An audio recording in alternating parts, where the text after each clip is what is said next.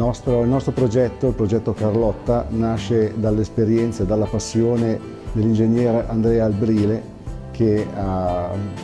acquisito nel tempo una vecchia utilitaria e la stava trasformando in una supercar. Purtroppo per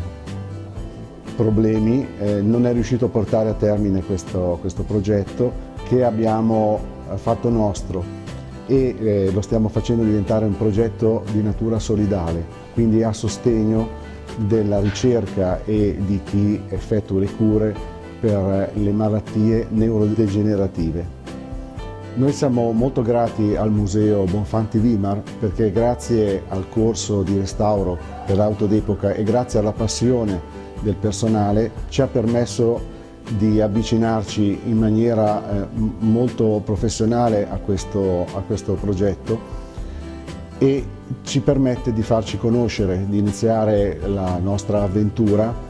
che è sì un'avventura a sostegno di una causa molto importante, ma è anche un'avventura costruttiva, perché quest'auto, questa vecchia utilitaria che stiamo trasformando in una supercar, sarà un fumetto, sarà una storia che verrà portata avanti.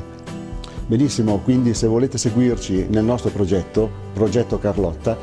trovate la pagina Facebook Progetto Carlotta, che insieme ai sanitari delle Molinette e ai ricercatori e all'associazione